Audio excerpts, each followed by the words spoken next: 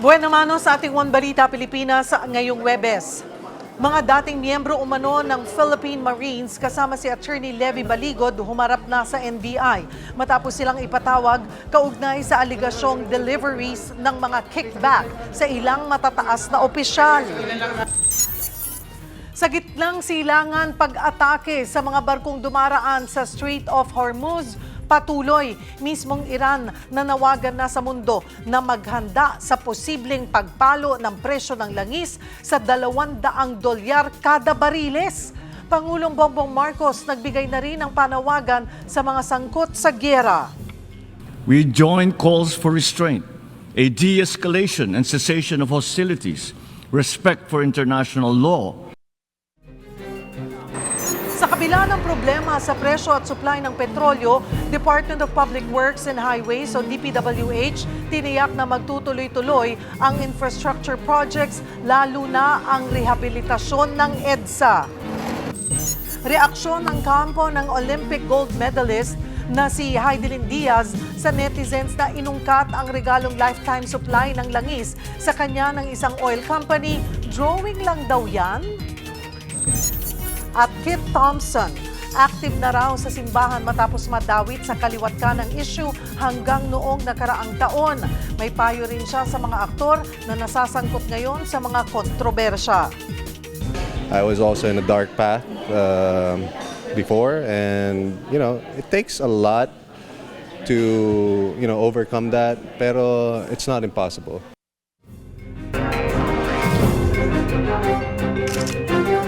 Magandang taghali, Luzon, Visayas at Mindanao. Thank you for joining us. Good afternoon sa mga Ang uting utang, kumikita sa mga utang, pagkikita. Dagsana ang mga paluwas sa kanilang mga probinsya. Hola! One Balita, Pilipinas!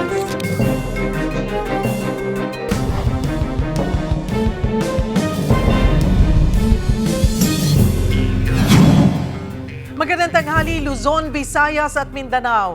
Pinagsamantalahan sa kapinatay ang isang ginang sa Leyte. Suspect sa krimen ang isang lalaking na nakasama niya sa inuman. Para bigyan ng mukha ang balita, Mobile Journal, Kayla Makantan.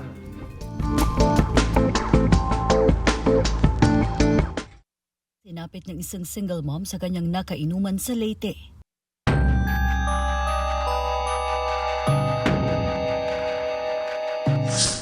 Nakadapa at wala ng suot na salawal ang babaeng ito. Nang datnan ng mga pulis sa isang abandonadong resort sa Barangay Suwa, San Juan, Southern Leyte, hapon noong Lunes. Sa investigasyon, galing sa town proper ang biktima na si Norma Reza Mariz Servida, 29 anyos na sales lady, nang makipagkita sa mga kaibigan. Habang pauwi, madaling araw ng March 9, nakontak pa raw siya ng mga kaibigan. Pero pagsikat ng araw, laking gulat nila nang matagpuan si Mariz na isa ng bangkay. May witness tayo na isang driver na at that time dumaan sa highway na naghahabulan pa lang sila. Ano daw niya is parang away ang magkasintahan. Bakit niya iniwan, ma'am? Kasi yung mga pasahero daw niya napapuntang airport. Baka maiwan daw sa aeroplano.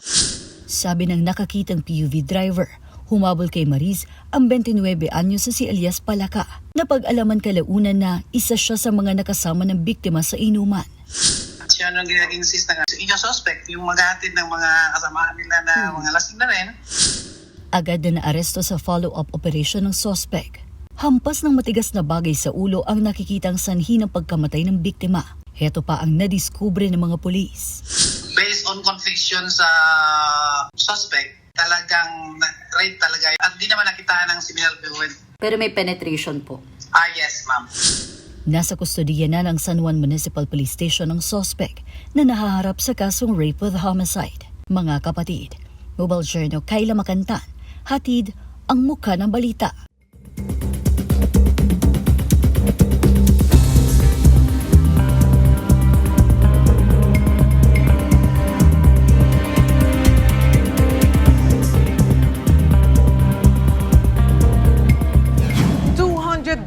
per barrel. Ganyan ang tansya ng Iran na magiging posibleng taas presyo sa langis ngayong patuloy ang pag-atake sa mga barkong dumaraan sa Strait of Hormuz. Para bigyan ng mukha ang balita, Mobile Journal, Ivan Tarinque.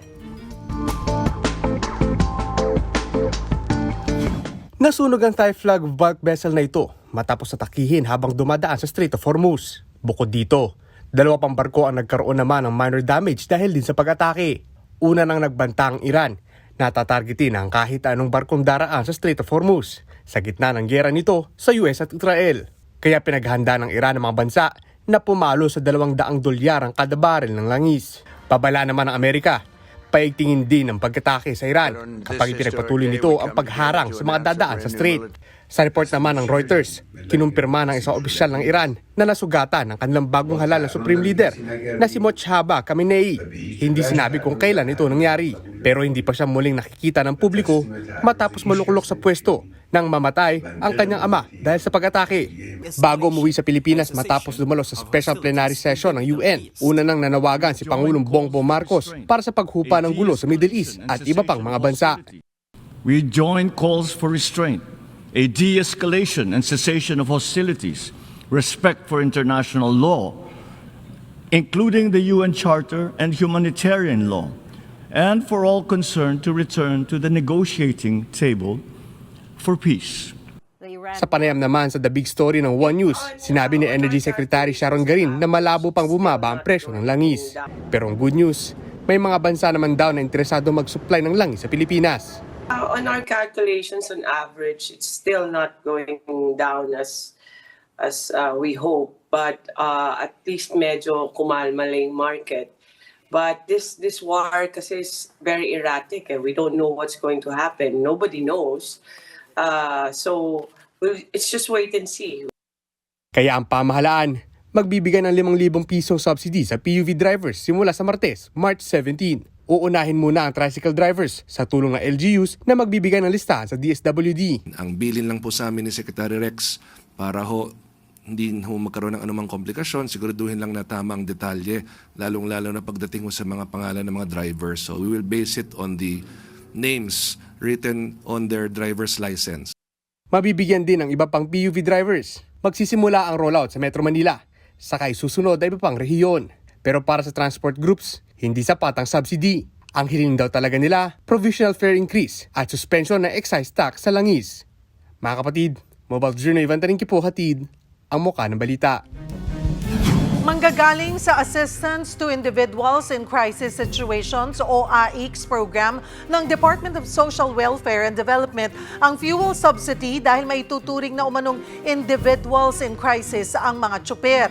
Kaya sa puntong ito makakausap natin DSWD Secretary Rex Gatchalian. Magandang tanghali po sa inyo, Sec. Salamat po sa oras. Hi Cheryl, magandang tanghali. Magandang tanghali rin sa lahat ng nanonood at nakikinig sa inyong programa. Thank you for having me. At salamat din po. Sec, ilan po yung tinatayang makikinabang dito sa 5,000 fuel subsidy at paano po ipatutupad ang programang ito? Okay, una Cheryl, ang utos nga ng ating Pangulo ay siguraduhin na yung mga apektadong mga tsuper natin, mga tricycle drivers, jeep drivers, at iba pang public utility vehicle drivers, maprotektahan natin sa mabilis na panahon. Madiin na utos ng ating Pangulo yan. Kaya nga agad-agad na gumalaw ang DOTR, pati ang DSWD, sa pamamagitan ng pagpapamahagi nitong 5,000 cash relief assistance. Magsisimula ito next Tuesday sa Metro Manila para sa ating mga tricycle drivers. Ang ginagawa na natin ngayon, nililikom na namin ang listahan mula sa mga local government units ng Metro Manila para maipasok na sa schedule starting Tuesday at tinataya namin ang mga 139,000 na mga tricycle driver kaagad na makakatanggap ng 5,000 mula sa DSWD sa 3 araw. Pagtapos yan, sisimula naman natin mga jeepney drivers and then pati na rin yung mga iba't ibang tsuper sa labas ng Metro Manila. Bakit po tricycle drivers muna, Sec, yung dito sa Metro Manila ang uunahing mabibigyan po ng tulong? At pare-pareho din po ba lahat ng pampublikong sasakyan, tigpa 5,000 or depende sa kung anong minamaneho? Very good question. Una, yung mga tricycle drivers na Metro Manila ang inuna, then susunod na yung mga nasa ibang labas ng Metro Manila na mga syudad at yung mga iba pang apektadong tricycle drivers. Kasi tatanda natin, mas mabilis likumin yung listahan yan dahil para makapasada ka sa mga local government units sa mga lugar mo, kumukuha ka ng license to operate annually sa inyong local city hall. So very fresh pa yung mga listahan yan. So sa katunayan, mamaya nasa kamay na namin yung mga listahan. Kaya alam ko nga, 139,000 yan. Then susunod na yung mga ibang tricycle drivers sa labas ng Metro Manila. Now yung jeep operate drivers, pati na rin yung mga iba pang public utility vehicle drivers, lilinisin pa ng DOTR ang listahan. Kasi halimbawa, sa isang jeep, nasaltalaan nila 2 driver, pero minsan pala naging 3 na, napalitan na yung driver. So, susunod na rin kaagad yun sa mabilis na panahon. Nag-usap lang kami ni Secretary Lopez kanina. Sabi niya, mabibigay na rin yan sa akin next week. So, mag-aabot-abot naman yan. And yung tanong nyo kung 5,000, pauna lamang yon. Imo-monitor natin yung bawat sektor, pati na rin yung duration nitong pagtaas ng presyo ng langis, at tuloy-tuloy naman yan kung kakailanganin pa, masusundan pa. Ang importante ay masimulan. At Cheryl, ang importante ay masimulan sa mabilis na panahon, pero at the same time, ma-monitor natin na kung tatagal pa to, may sapat naman na pondo ang DSWD. Okay. Pag pinag-usapan po natin yung kabuuan na pwedeng ipangtulong po or gamitin na pondo ng AIX ay aabot sa 30 billion pesos? Tama. Cheryl, sabi nga ng Pangulo, gamitin ang lahat ng pwede namin gamitin na pondo para matulungan ang mga nangangailangan nating kababayan. Ang AIX natin, 60 billion yan. Pero ang in-earmark na namin, 30 billion, kasi nga may mga iba pang lumalapit sa opisina bukod sa mga tsuper. Kasi ang DSWD is for everybody, for medical assistance, burial assistance. So initially, may 30 billion na naka-earmark. Sana umabot to hanggang, sabihin, wag na sana tumagal pa yung gulo sa gitnang silangan. Pero kung tatagal yan, meron talagang nakalaan na pondo. Ay, sabi nyo nga po, within 3 days siguro, itong nasa NCR na nasa 139,000 na tricycle drivers, makakatanggap na niyan. Kailan po ang target na maramdaman din naman o masimulan mabigyan yung mga nasa probinsya? Cheryl, nagko-coordinate na rin kami ngayon sa mga iba't ibang local government units. Kinokolate na rin natin. So sunod-sunod na yan. Hindi na yan malalayo sa isa't isa. Yun pong paglilinis muna ng mga listahan para sa jeepney or TNVS na mga drivers ay kung Tuesday po, within the week din ba ang target na mabigyan din yung mga iba pa pong tsuper natin? Cheryl, mahirap magbigay ng exact na petsa. Basta ang usapan namin ni Secretary Lopez, next week ibibigay niya na yung listahan sa amin and then gagalaw na kami. So, hindi na yan yung may agwat pa, sunod-sunod na yan. Ang tanong din po ng mga kababayan natin, paano rin masisiguro ng DSWD na makakarating nga po sa tamang benepisyaryo yung ayuda, lalo na sa dami nga ng mga driver. Ilan po ba ang tansya nating mga drivers na makikinabang po dito, Sec? Cheryl, kaya mahirap magbigay sa iyo ng numero kasi iniipon pa. Pero sa Metro Manila, kaya ko sabihin sa iyo, 139,000 na tricycle drivers. Kasi nakuha ko na kahapon yung bilang eh. Now, Cheryl, yung pangamba na hindi makakarating, well, alam nyo, ang kaganda nito kasi itong mga to, kumukuha ng license to operate to. Whether you're a tricycle driver, you get a permit from City Hall to be able to, para mamasada. Ang LTFRB naman para sa mga ibang public utility vehicles. So, meron talaga mga database. Ina-update lang ng mga iba't ibang ahensya para talagang masigurado natin na accurate at relevant or up-to-date yung mga listahan na gagamitin. Challenge po ba? Baka maging challenge, Sec, kagaya yung mga operators. Sila ang may bibigay na lista. Pero yung mga nagmamaneho ng mga jeep na yon, baka mag-react or baka makakuha tayo ng reklamo na hindi po nakarating sa amin ng buo yun. No, Cheryl, kaya nga drivers, if you look at our transcript, lagi namin sinasabi drivers.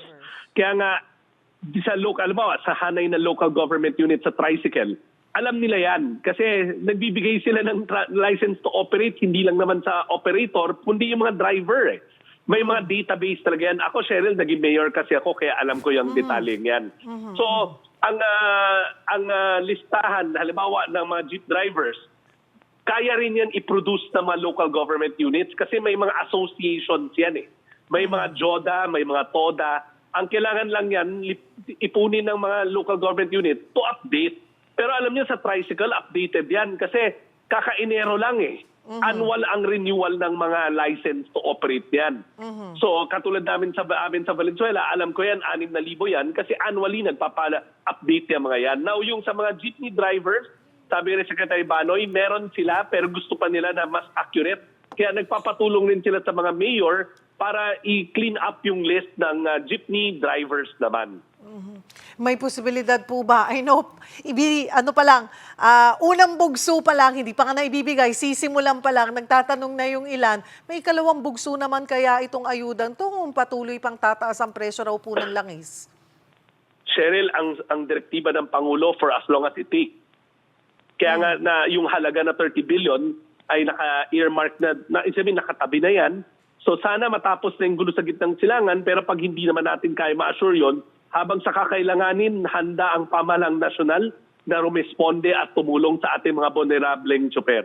Isasapat ho ba ang ating budget? May mga pagkukunan po ba talaga tayo kung sakali man ayaw na nating tumagal, pero kung sakali mang hindi pa mag-end soon itong gulo po sa Middle East? Marami, Cheryl, kung talo na nabanggit ko, yung buong GAA, yung buong general appropriations ng AIX is 60 billion. 30 billion muna yung in-earmark natin, so meron pang kalahating natitira. Pero alam ko naman na baka sabi mo, syempre may mga iba rin pangangailangan pa. Pero we will respond accordingly. May mga iba pa tayong mga iba't iba pang programa sa loob ng department at sa mga ibang department like sa DOTR, meron din sila na pwedeng gamitin sa pagtulong. Sabi nga ng Pangulo, whole of government approach. Lahat kami sabay-sabay na kikilos. Ito pong pinag-uusapan natin na ayuda, no? Yung 5,000. Imo-monitor po ba kung talagang, kasi maraming nalilito, baka akala yung fuel subsidy, pambili lang talaga ng gasolina, or pag nahawakan na nila yung 5,000 pesos, bahala na sila kung paano nila gagastusin yun. Ang tawag namin sa provision na yan, sa guidelines ng DSWD, is cash relief assistance. Tulong pinansyal yan. So ibibigay natin yan sa super. We empower them to decide saan niya ba gagamitin yon. Kasi alam naman ang mga super for themselves saan nila talaga kailangan yon. So ang tawag dyan, cash relief assistance, not necessarily pang fuel lang, pero para matulungan, maibsan yung pasan-pasan na burden ng ating mga tricycle drivers at iba pang drivers. I'm sure aapila ang ibang sektor, SEC.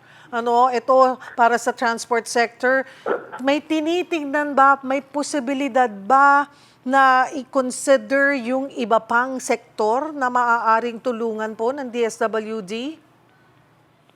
Cheryl, we'll have to work together with the other departments kasi may kanya-kanya kaming mandato.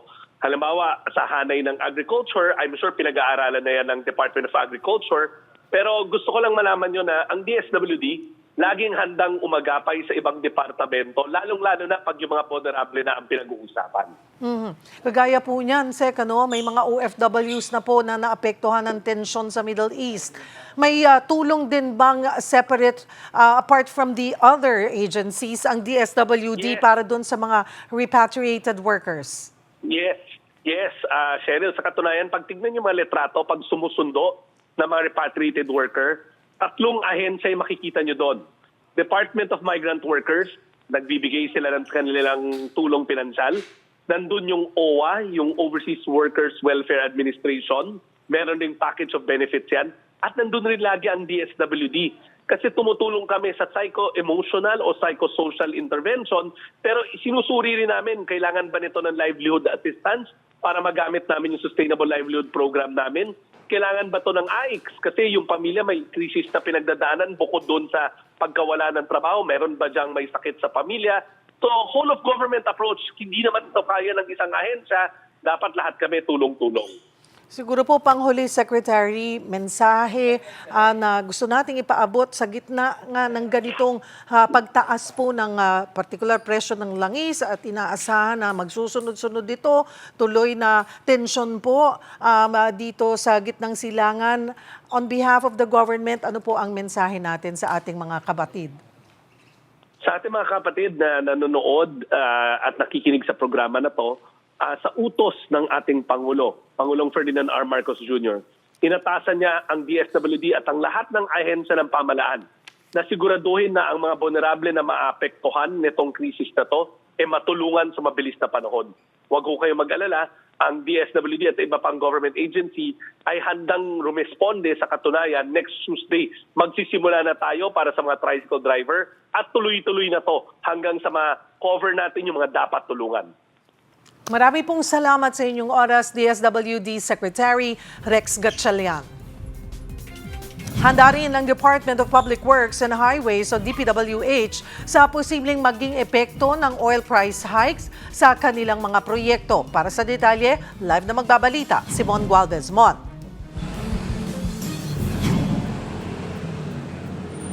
Yes, Cheryl, tiniyak ng DPWH na sa kabila ng pagtaas ng presyo ng petrolyo, hindi ito dapat makaapekto sa mga infrastructure projects ng ahensya, kabilang na itong nagpapatuloy na EDSA rehabilitation.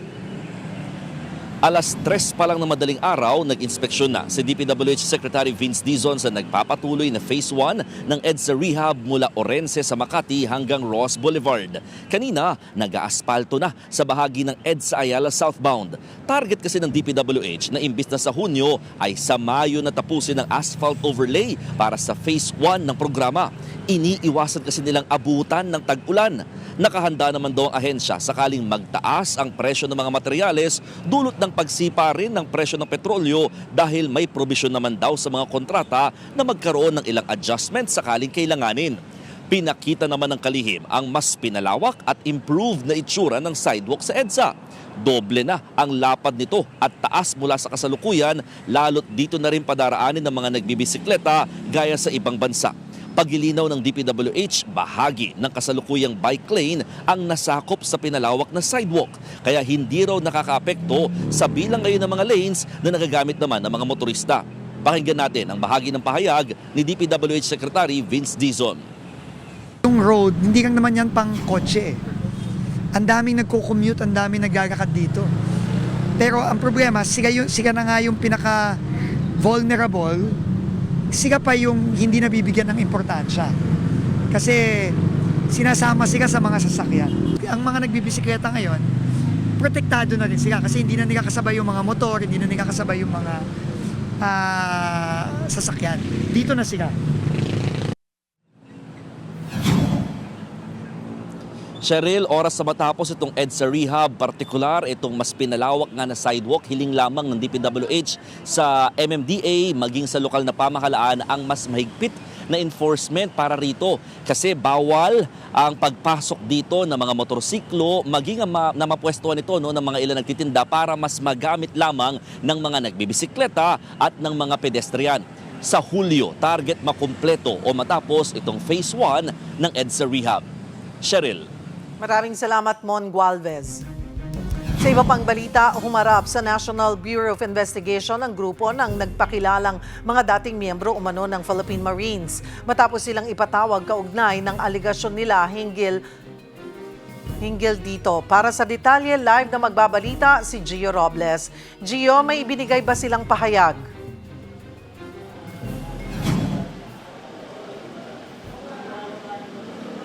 Cheryl, handa raw makipagtulungan at magbigay ng dagdag na impormasyon sa NBI ang kanyang mga kliyente ayon kay Attorney Levy Baligot. 16 sa 18 ex-Marines lang ang nakasama kay Baligod. Paliwanag ng abogado, may mga family emergency ang dalawa sa miyembro ng ex-Marines. Una nang sinabi ng mga ex-Marines na bagmen sila ng dating kongresistang si Zaldico na naghatid sila ng maletang perang kickback mula sa mga flood control project. Kabilang dyan si Pangulong Bongbong Marcos, dating House Speaker Martin Romualdez at iba pang matataas na opisyal ng gobyerno. Sabi ni Baligod, handa silang patotohanan ang identity, military service at employment status ng mga nagpakilalang dating miyembro ng Marines. May mga dokumento raw silang magpapatunay na direktang empleyado ni Ko ang dating ex-Marines gaya ng kanilang mga ID na may serial numbers. Taliwas daw ito sa unang pahayag ng NBI Director Melvin Matibag na 8 sa mga ex-Marines ang hindi direktang nagtatrabaho kay Ko. Iginiit din ni Baligod na hindi totoong bayad ang mga dating Marines. Pinaliwanag din ni Baligod kung bakit Iisa lang ang affidavit ng 18 bagmen ni Ko, bagay na kinuwestiyon ng NBI. Pakinggan natin ang pahayag ni Baligod. Alam nyo, kaya nga may tinatawag tayong joint affidavit. Kasi kung may common knowledge, pwedeng pagsamahin. Diba? Kaya pag makikita nyo, yung unang portion ng affidavit, ang ginagamit naming pronoun doon ay kami. Kasi lahat sila empleyado.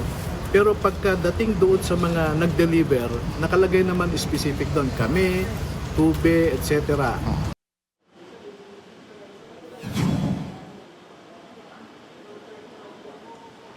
Dumating din si former Congressman Mike Defensor. Kinumpirma niya, tumutulong siya sa mga ex-Marines dahil naniniwala raw siya sa mga nalalaman ng grupo na may kaugnayan sa korupsyon.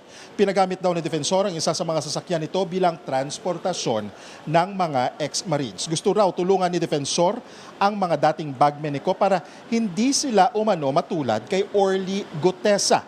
Si Gutesa ay nagpakilalang dating security ni Ko na nakapag-deliver muna. Tanungin natin si Defensor kanina kung alam niya ba kung nasaan na si Gutesa. Hindi niya rin direkta itong nasagot dahil wala rin daw siyang ideya kung nasaan na ito ngayon. Narito ang bahagi ng pahayag ni Defensor. Ang nakikita kong mali, hindi dapat kami ang pinatawag. Dapat ang imbestigahan yung mga binigyan ng pera. Dapat ang imbestigahan yung patutuo dun sa pag-aabot ng pera, ng mali-malitang pera.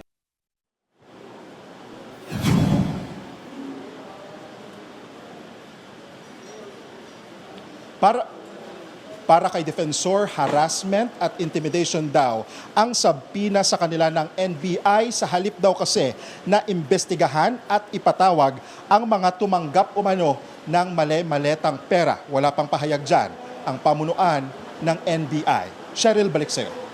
Maraming salamat, Gio Robles. Susunod, oil deregulation law, dapat na bang amyendahan ngayong sobrang mahal ng gasolina? Pag-usapan natin yan kasama si Congressman Miro Kimbo. At atin ito, coalition, magsasagawang muli ng civilian mission sa West Philippine Sea. Yan at iba pa sa pagbabalik ng One Balita, Pilipinas.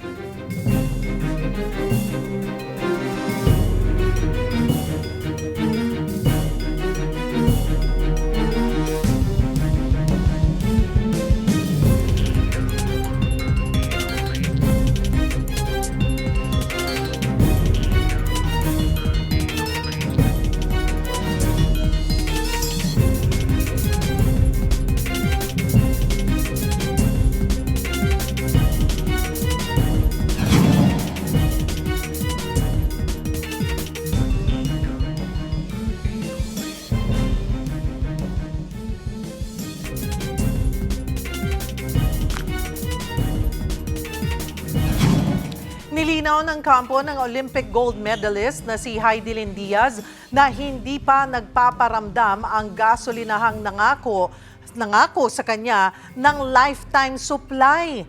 Matatanda ang nangako ng habang buhay na libreng supply ng gasolina kay Hidilyn ang isang sikat na oil company noong manalo siya ng gold medal sa Olympic weightlifting sa Tokyo, Japan noong 2021.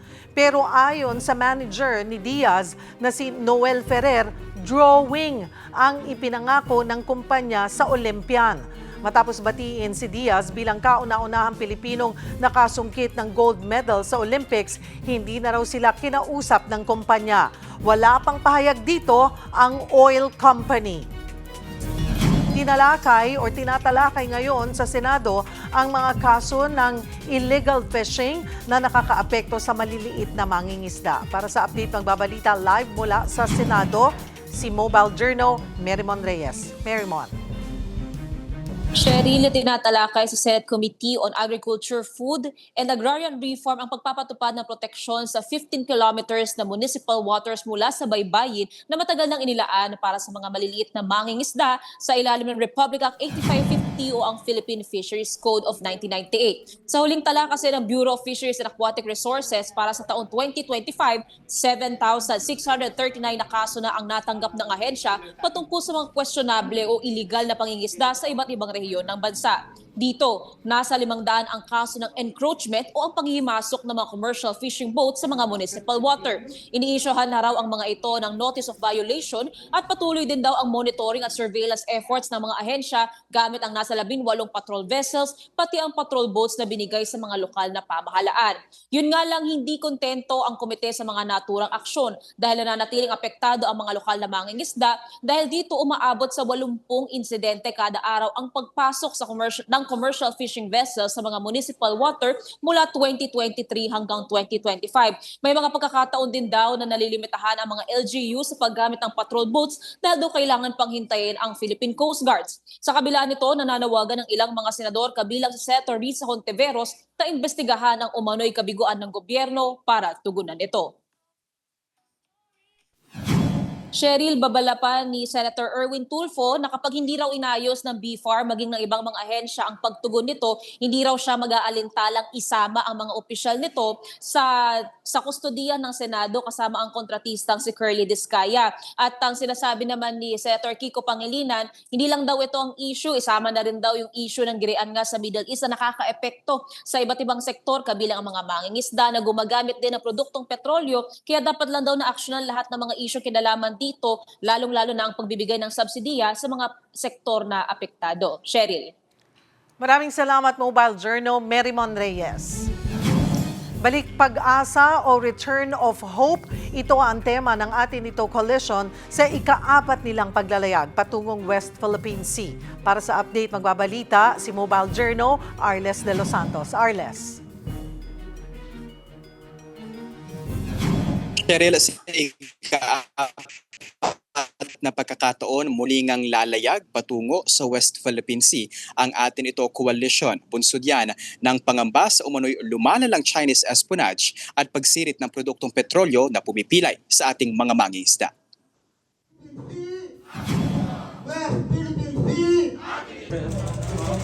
Balik pag-asa o Return of Hope, ayan ang tema ng ika-4 na civilian supply mission ng atin ito coalition patungo sa Pag-asa Island sa paparating na Abril. Prioridad ng grupo ang pagdadala ng fuel at food assistance sa mga mangingisda sa West Philippine Sea at mga coastal communities. Partikular ang munisipalidad ng Kalayaan kung saan nananahan ang hindi bababa sa 500 Pilipino. Sa press conference ngayong umaga, ipinanawagan ni atin ito Lead Convener Rafaela David ang sama-samang aksyon ng pamahalaan at ng publiko para masigurong makapaglalayag at makapagtatrabaho ang ating mga kababayan sa lugar habang iginigiit ang ating soberanya.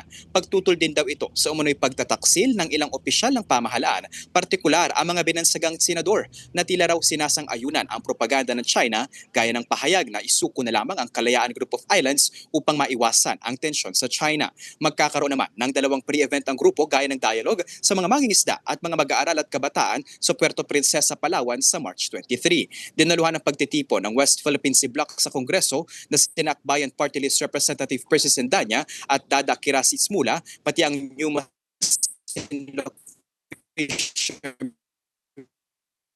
Association at mga artista gaya ni Noel Cabangon at Morul na sinunda noong 2024 sa Panatag Shoal at noong 2025 sa Kalayaan Island.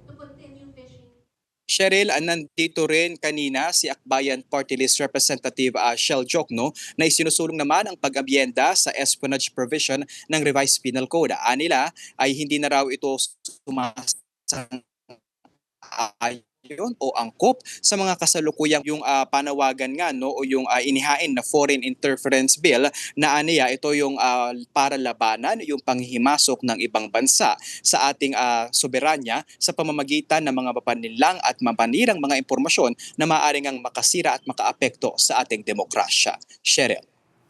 Maraming salamat, Mobile Journal, Arles de los Santos. Aprobado na sa second reading ng Kamara ang panukalang batas na magbibigay sa Pangulo ng kapangyarihan na suspindihin o ibaba ang excise tax sa produktong petrolyo sa panahon ng economic crisis. Kapag naisa batas, mananatiling epektibo ang batas hanggang 2028. Bukod dyan, naniniwala si House Ways and Means Committee Chairman at Marikina Representative Miro Kimbo na panahon na para pag-aralan kung dapat na bang amyendahan ang Oil Deregulation Law o Republic Act No. 8479. Ito'y sa gitna ng pagtaas ng presyo ng produktong petrolyo dahil sa tensyon sa Middle East. Sa puntong ito, magkakasama natin House Ways and Means Committee Chairman at Marikina Representative Miro Kimbo. Magandang tanghali po sa inyo, Kong. Salamat po sa oras.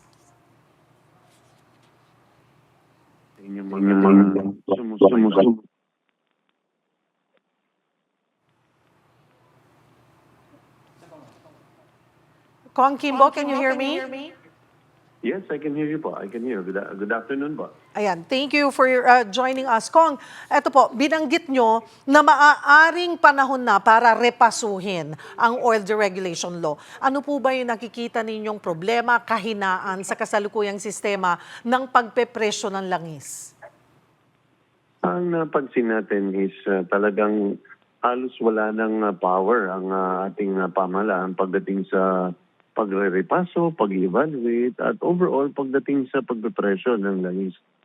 Linawin ko lang, no, yung oil deregulation law ay pinasa noong late 90s na napakaganda ng naging mithiin. Ibig ko sabihin is, noon po yung ating situation sa downstream oil industry, itong ating mga gasolina, lahat, etc., napaka-problematic. Tayo po ay napaka-inefficient, mahal po tayo sa buong region, nagkakaroon po tayo ng supply shocks dahil malaking participant po noon ay gobyerno. Ang laki ng share na ang gobyerno ang nagsusupply. Kaya marami sa mga pribado po noon ayaw mag-participate because of two things. First, because kalaban nila gobyerno. And then pangalawa is napakaraming regulation na napakahirap magnegosyo. So the objective really was to open up the market so that the private sector can come in and invest in putting up refineries, lahat po. So, pero napansin po natin na maganda yung konsepto, but ang presumption po is magkakaroon talaga ng real free market. Yung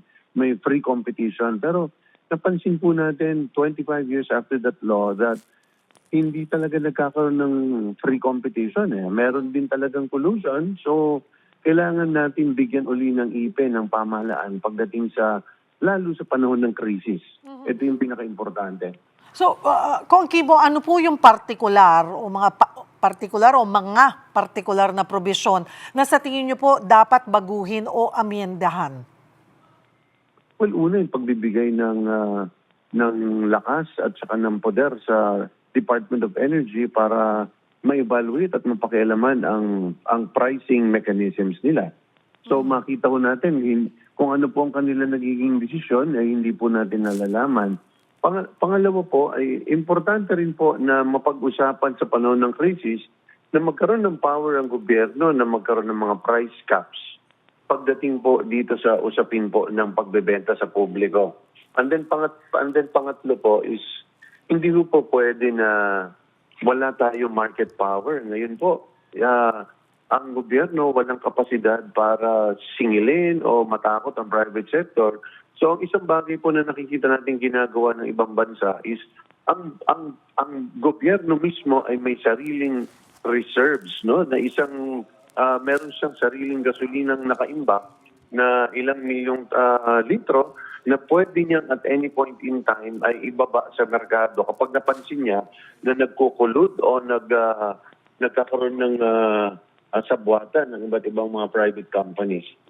That's one way para maging magkalakas ang gobyerno po. Para po sa kaalaman ng ating mga kapatid, sa kasalukuyan, sa ilalim po ng kasalukuyan deregulated system, hanggang saan lang ba yung kapangyarihan ng pamahalaan para mabantayan at masiguro na patas yung galaw ng presyo ng langis? Kagaya po itong nangyaring ito, Kong. Abay, kailan lamang nagsimula yung gulo? Abay, agad-agad nasa 20 pesos, 13 pesos, 17 pesos within 1 week. Agad-agad tumaas yung presyo considering na sinasabi ng DOE na yung reserba ay good until April. So, ibig sabihin, nabili nila yan sa mas murang halaga. Bakit agad-agad ganun kalaki yung patong para sa mga consumer?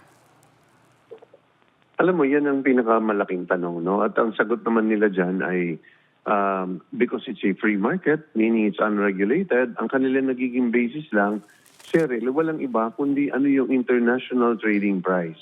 So kung nagkagulo man sa abroad tulad ng itong presyo po ng tinatawag nilang MOPS o MOPS dito sa Singapore, kung ano po ang trading price doon sa araw na yon, nag-a-adjust po sila base doon. Ang basis po nila for saying that is parang, kumbaga hindi yan nalalayo na mayroon silang dolyar na nabili dati na mas mura.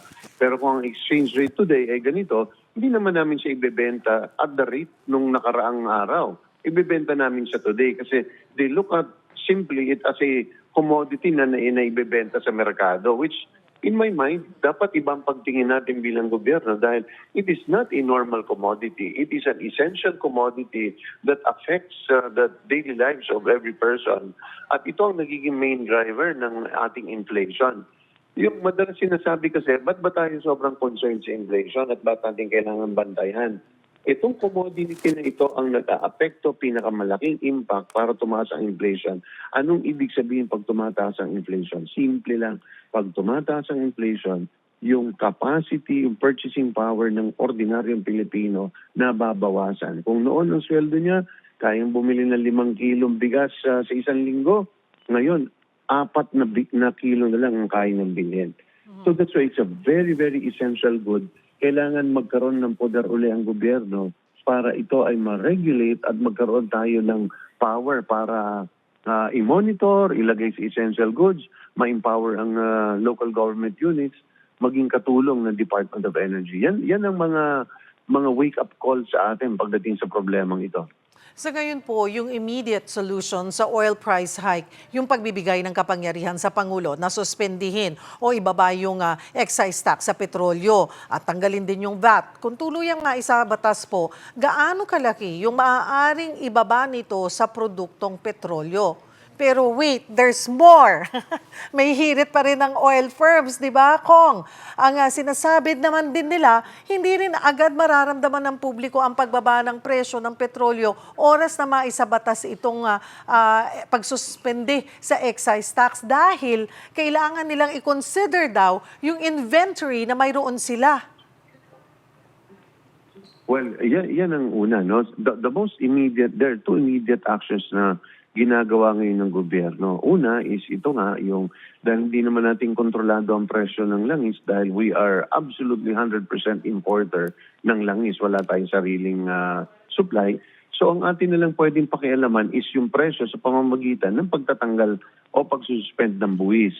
So ito, malaking bagay ito para magawa natin. So yun ang sabi nila is, paano yun? Ang excise tax kasi, Cheryl, binabayaran ng excise tax ng mga oil companies na nag-import at point of importation. Pagdating niyan sa pier, binabayaran nila ang excise tax bago ito makalabas para ibenta sa downstream industry. So, nag-advance sila dyan. Ngayon, nasususpindihin mo, paano namin masisingil yung 10 pesos sa unleaded? Yung 6 pesos sa diesel, in-import namin galing South Korea. Paano yung 4 na piso sa LPG? Nabayaran na rin po namin yan. So, ang solution dyan, at may karapatan din naman sila kasi hindi naman pwedeng nagbayad sila ng buwis at yan ay kasama sa kanilang cost, hindi nila pwedeng masingil. So, ang solution natin dyan is para magkaroon ng immediate effect is lahat po ng kanilang nabayaran ng buwis ng excise tax pero hindi pa naibebenta, i-consider na lang natin yan as a tax credit so that on the very first day after the President announces, automatic lahat dapat magbabaan. At kapag inangat naman ng suspension dahil after all, temporary naman itong pag-aalis ng excise tax. Once maniningil tayo uli ng excise tax, sasabihin na nila na meron po kaming stranded. Ito pa ho yung aming ibinayad na hindi namin naisingil dahil ipinagbawal niyo po sa amin singilin ng publiko. Pwede ho bang yung mga darating namin na supply, i-credit na lang po itong aming hawak na tax credit? Tama, yun po ang gagawin natin para maging immediate dahil hindi po pwedeng mag-antay ng bawat araw importante para ma-address kaagad po ito, makatulong tayo sa publiko. You think this is something na acceptable naman sa kanila? I think it should be acceptable to them, but even if it's not acceptable, it is something that the government must impose. Alright. Kasi these are extraordinary times, everybody has to chip in. Lahat di po pwedeng ordinaryong tao lang ang tatamaan. Lahat dito kailangan magsakripisyo. Because anyway, ang mangyayari lang naman po sa kanila dyan is masususpend lang po yung kanilang reimbursement o yung pagkanilang recoup doon sa kanilang naiimbak na o naiunang bayad. Aminado po kayo na maaaring bumaba yung kita ng gobyerno kapag sinuspindi nga po itong excise tax. Paano ito mababalanse sa pangangailangan na matulungan ng publiko po sa gitna ng mataas na presyo ng langis? Wala tayong magagawa. Tayo nasa isang gera, so lahat ng tao kailangan magsakripisyo, pati na rin po ang gobyerno. So government is making a calculated risk that it would rather give up 100 billion in excise taxes, pero at least nagiging affordable pa rin kahit papaano ang gasolina. Kasi kung hindi mo yan tatanggalin, hindi ka rin makakakolekta dahil wala na rin makakabili ng gasolina eh. So, like I said, it's really, wala rin talaga tayong choice. Kasi the other choice is if we don't do anything, gas prices will increase by 20, 25 pesos, marami nang hindi bibili, wala ka na rin makukolekt ng excise tax. That's going to be the reality. So, this is really the best way because at least nabubuhay pa rin yung mga industriya, nabubuhay pa rin, makakapasada pa rin ng ating mga jeep, may masasakyan pa rin ng ating mga estudyante at mga manggagawa, papasok sa kanilang trabaho at paaralan. Kung maisasabatas po ang panukala at maging epektibo nga hanggang 2028, paano rin titiyakin ng Kongreso na maayos at tama yung paggamit ng kapangyarihang ito sa panahon ng krisis? Well, tatlong bagay po yan. No? Unahin ko muna is hanggang 2028 po yung power niya to suspend. Pero ang suspension po at any given time cannot be more than 6 months. Yun po pinakamahaba. Pwede extend po by another 6 months, total of 1 year, pero kailangan po ng consent ng Kongreso. Pero at any given time, buwan-buwan po, from the beginning that the President starts suspending, kailangan po niya magulat sa House of Rep at sa Senado para ipakita po niya ano yung factual basis ng suspension. Pangalawa po, ano po ang nagiging effect nito pagdating sa revenue collection na isasakripisyo. Pangatlo po is makita natin anong effect nito sa inflation, pagdating po sa deficit, pagdating po sa ating utang, ipakita po sa amin at para alam ng Pangulo na hindi niya basta-basta pwedeng desisyonan lang ito. Kung ano pa ang ibang hakbang na ang tinitignan ng inyong komite para mapagaan ang epekto ng mataas na presyo ng petrolyo sa mga Pilipino? Meron pa ba? Meron pa, Ma'am Cheryl. Ang pinaka-epektibo talaga sa totoo lang is having a direct subsidy program. Ibig sabihin, kung anong kinakailangan at kung sinong pinaka-apektado, dun dinadala ang pondo. Kumbaga ito yung pinaka-targeted subsidy. Alam naman natin, ang unang-unang maghihirap dito, yung pinaka-mahihirap. Meron tayong 4-piece program, meron tayong efficient system para ibaba sa kanila ang directly ang ayuda. Pangalawa, meron tayong pantawid pasada para naman po sa mga jeepney at saka modern day jeepney drivers. Meron din po tayong programa sa DILG para sa ating mga TODA drivers. Meron tayong listahan ng mga nagko-consume ng kuryente ng lifeline lang, yung pinakamahihirap talaga. Meron din po tayong para sa mga magsasaka. These are systems that are in place para po magkaroon ng direct subsidy program, para po sigurado tayo na yung tinutulungan natin, ang nakikinabang, ay talagang yung mahihirap. Pero ang problema lang po dito sa sistema natin ngayon is wala po tayong sistema para dun po sa lower middle class. Because in reality, itong lower middle class ay nakatira sa bingit na ng poverty line. Ito ang mga unang tatamaan at malalaglag sa, they will become poor because of this situation. And right now, we have no means of identifying who they are, where they are. Na tingin ko, isa rin pong itong pagpukaw or wake-up call for us to be able to have a targeting system for this particular sector ng ating populasyon. But since wala tayo niyan, magkakaroon tayo ng mas malawak na pamamaraan, which is itong pagtatanggal ng excise tax on fuel. Balikan ko lamang po yung pag-amienda sa oil deregulation law. At ang una, ang sinasabi ay panahon na para pag-aralan or tingin nyo dapat na talagang amiendahan? Dapat na po siyang amiendahan, no? At dapat din po natin singilin ang ating mga pamahalaan, pati na rin po ang Philippine Competition Commission kasi meron naman po silang karampatang poder ngayon. Pero kailangan madagdagan. But they need to be able to exercise that because the reason why the Philippine Competition Commission is very critical is because all of these pricing activities really takes place as a manifestation or simbolo po ito ng pag-abuso ng isang dominant position. Kung kayo po ay malakas, may hawak kayong malaking segment ng merkado, ginagamit din yun yung lakas para makontrol ng presyo. Pangalawa po pwedeng tingnan ng PCC dyan is kung meron mo bang nagiging sabwatan o meron mga restraint in trade, mga balakid na nilalagay ng ilan para hindi magkaroon ng competition. Because after all, the oil deregulation law was done under the presumption that competition was going to take place. But obviously, it's not effective as it was envisioned. So kailangan po itong halugugin natin ang mga ahensyang ito. Marami pong salamat sa inyong oras sa House Ways and Means Committee, Chairman at Marikina Representative Miro Kimbo. Diyan lamang po kayo mga kapatid, magbabalik pa ang One Balita, Pilipinas.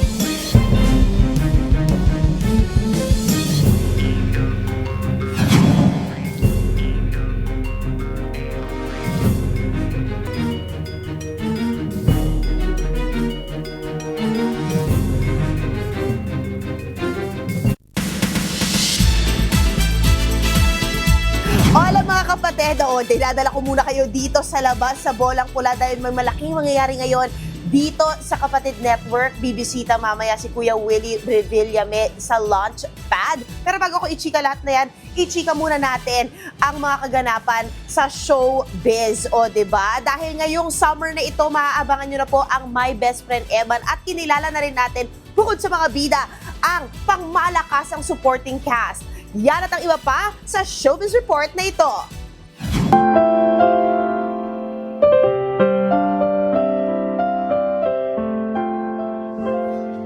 Gabi-gabing mamimigay ng inspirasyon ang upcoming serye na My Best Friend Emma.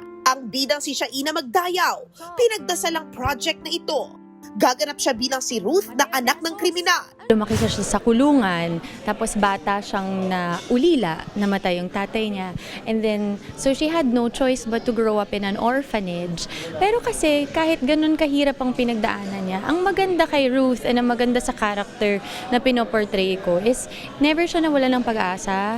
Ang anak nila ng karakter ni J.M. De Guzman na si Mateo, isang PWD na bibigyang buhay ng MQAA star at Best Child Actress na si Riley Sofia. Nag-aaral naman po ako ng sign language. Tsaka po meron po akong coach sa pag-acting ko. Kasama rin sa serye si Kit Thompson na matapos madawit sa mga issue ay nagbagong buhay na raw last year. Ngayon, part na siya ng church. I believe that anyone can change.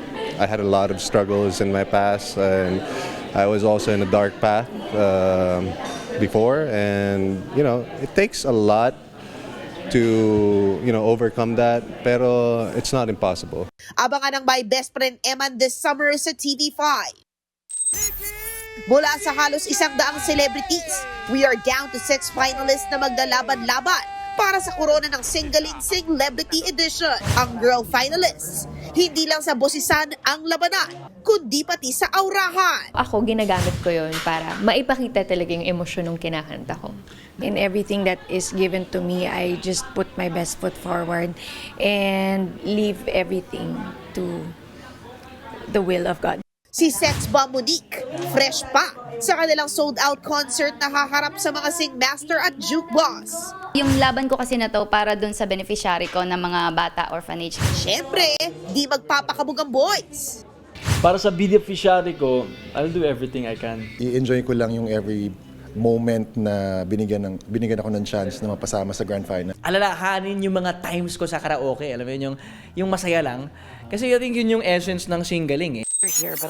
Bibida sa HBO comedy series na Rooster, ang award-winning comedian si Steve Carell at Charlie Clive. Sa Kwentuhan with News 5, pinuri ni Steve ang dedication ni Charlie sa trabaho at sa comedy genre. Kinwento rin nila ang nabuong dynamics bilang father and daughter tandem sa show. It's pretty natural right from the beginning. Yep. The first time we met each other, I don't want to speak for Charlie, but I felt very comfortable. We all instantly felt excited to see each other and to work with each other, which is the dream, I suppose. Umasa raw silang may matututunan ng audience sa halaga ng magandang relasyon sa pamilya. I hope people think it's funny. I hope they can relate to it in a certain way. But I mean, I think it's one of those shows that I enjoy watching it. You know, I certainly enjoy doing it. But Napapanood na ang Rooster sa HBO Max na available din sa Signal.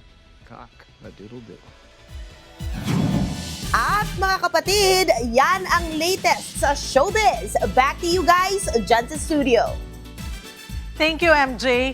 At yan po ang mga bumabanderang balita at public service sa inyong tunay na kasalo sa tanghali. Hanggang bukas, dito sa Balita magpapabusog sa inyong kaalaman. Ako po si Cheryl Cosim. Kami ang inyong kapatid sa public service. 1PH, teleserbisyo para sa Pilipino.